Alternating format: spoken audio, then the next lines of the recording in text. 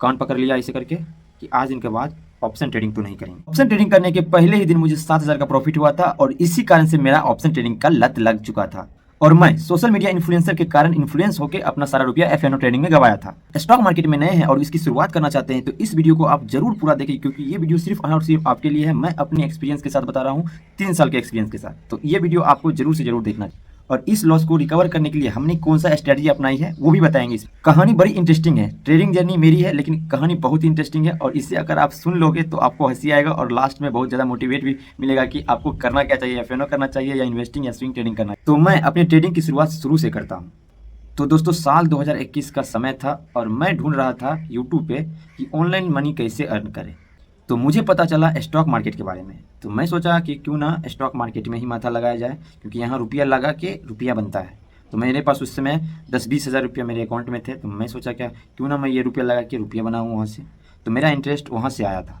उसके बाद मैं करने क्या लगा, एक अच्छा ब्रोकर ढूंढने लगा जिसका नाम था जीरोधा, और जीरोधा का लिंक डिस्क्रिप्शन में भी दिया हुआ है, उसे मैं आज भी यूज़ कर रहा हूँ। उसके बाद मेरा जो पहला ट्रेड था वो था, मैं स्टॉक्स का नाम नहीं बताऊंगा लेकिन वो पेनी स्टॉक्स था और उसमें मैंने 5,000 लगाए थे दोस्तों। 5,000 लगा दिया था डिलीवरी ऑप्शन में, ठीक है। उसके बाद मुझे 5 ही दिन में वो 5,000 7,000 बन गया था। तो मुझे इंटरेस्ट वहाँ से भी आया है। इसे देखकर मेरा मोटिवेशन लेवल इतना बढ़ गया था, तो मैं फटाफट वहाँ से 2,000 निकाल लिया। उसके बाद मुझे पता नहीं था कि वो एक पेनी स्टॉक्स था, मुझे उस समय ये पता नहीं था। बस वहाँ पे स्क्रोलर में आ गए थे तो मैंने वहाँ पे स्टॉक्स सेलेक्ट करके वहाँ खरीद लिए और 5,000 लगा भी दिया, उससे 2,000 कमा भी लिया। उस दिन मैं 2,000 5 दिन के बाद मैं बेच के निकल गया। उसके मुझे मेरा इंटरेस्ट लेवल और बढ़ गया था। फिर मैंने दूसरा स्टॉक्स ट्राई किया, वहाँ से भी प्रॉफिट हुआ। फिर मैंने तीसरा स्टॉक्स ट्राई किया, वहाँ से भी प्रॉफिट हुआ। अब मेन बात कहाँ आती है दोस्तों, अब मुझे उसी ब्रोकर के अंदर एक इंट्राडे का ऑप्शन मुझे मिला था। तो मैं क्या किया, इंट्राडे में ट्रेड करने लगा। मैंने इंट्राडे के बारे में पहले वहाँ पे गूगल पे जाके, यूट्यूब पे जाके पहले सर्च किया कि इंट्राडे आखिर होता क्या है। तो वहाँ बता रहे थे कि एक दिन का इंट्राडे होता है, आपको सेम डे ही खरीदना पड़ता है और सेम डे ही बेचना पड़ता है और एक दिन का ही वहाँ पे वैलिड रहता है और एक दिन के अंदर आप रुपया बना सकते हो। तो मैं वही 5-6-7 हज़ार रुपया लेके इंट्राडे करने चला गया। कौन सा स्टॉक्स में, तो अभी जो इंडिया का सबसे फूड इंडस्ट्रीज का सबसे बड़ा स्टॉक्स है उस स्टॉक्स में इंट्राडे किया, तो वहाँ हमको 500 का लॉस हो गया। ठीक, उसके बाद मुझे शॉर्ट लगा दिमाग में, ये क्या हुआ।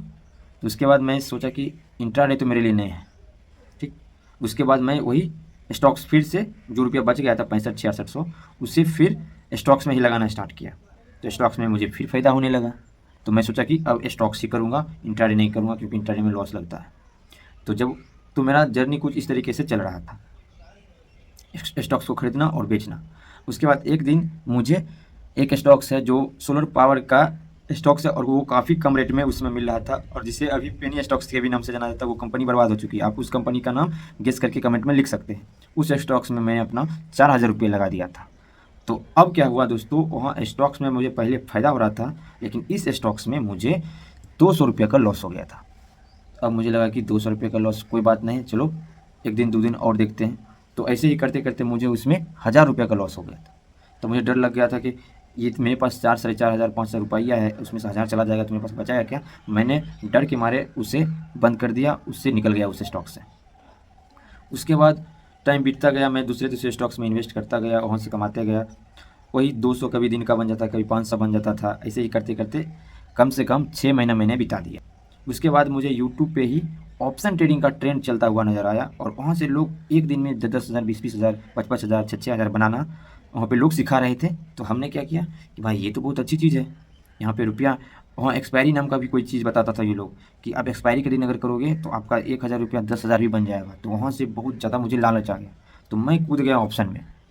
मैं क्योंकि जल्दी जल्दी मुझे अमीर बनना था तो मैं कूद गया ऑप्शन में। ऑप्शन में जैसे ही आया उस फर्स्ट डे ही मुझे 7,000 का प्रॉफिट हो गया। प्रॉफिट को लेके मैं उस दिन बड़ा पार्टी वगैरह किया।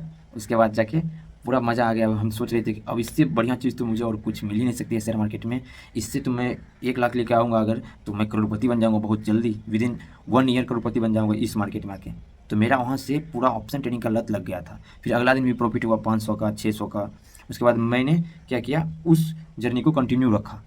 तो अब क्या हुआ, 5-10 दिन तक तो मुझे प्रॉफिट हुआ था, पता नहीं बाय लक हो रहा था, ये मुझे नहीं पता था। मैं उससे सीखा नहीं था, नहीं समझा था, बस ऐसे ही कर रहा था। बाय सेल ग्रीन आता था तो बाय कर लेता था, रेड आता था तो सेल कर देता था, बस मुझे इतना आता था। तो अब क्या हुआ दोस्तों, कुछ दिन बाद एक दिन एक्सपायरी था और मुझे पता नहीं था कि एक्सपायरी नाम का भी कोई चीज़ होती है। तो मैं उस दिन 5,000 रुपये लगाया था और उस दिन मार्केट नीचे आ गया था मेरे ट्रेड के अगेंस्ट। तो मैं सोचा क्या कोई बात नहीं है, शाम तक मैं रिकवर हो ही जाएगा तो रखते हैं। तो मुझे पता नहीं था कि एक्सपायरी उस दिन था और उस दिन प्रीमियम तेज़ी से गल रहे थे। मानो 99 का प्रीमियम मैंने खरीदा था और वो घट घट घट घट के आ गया था 23 रुपये पे और मेरा यहाँ पे लॉस हो रहा था। मुझे फिर पता था कि कहीं लास्ट में अगर बूम मारे तो मेरा प्रॉफिट हो जाएगा और उस दिन था एक्सपायरी। तो हुआ क्या, मुझे एक्सपायरी का तो कुछ पता नहीं था। मैं सोचा कि सब वीकली और मंथली एक्सपायरी का बोल रहे थे, तो हम सोचे कि अभी तो होगा ही। मुझे नहीं पता था कि उसी दिन है वीकली एक्सपायरी।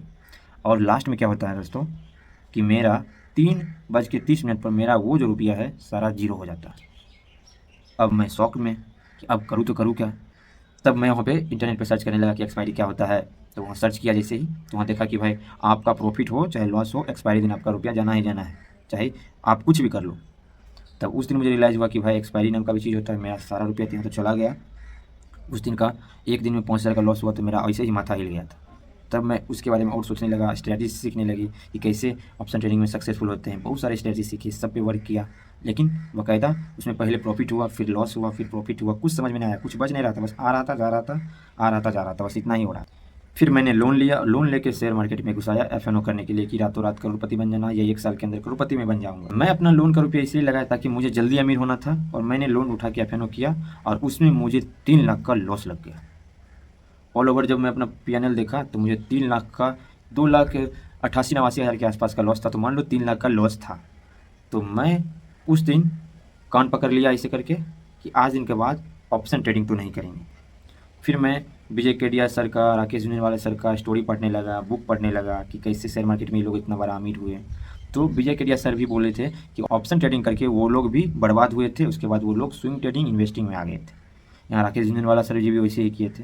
तो मेरा इंटरेस्ट उस दिन के बाद से ऑप्शन ट्रेडिंग से हट के स्विंग ट्रेडिंग इन्वेस्टिंग पे चला आया और ये दौर आपको 2023 के लास्ट महीना यानी दिसंबर में आया।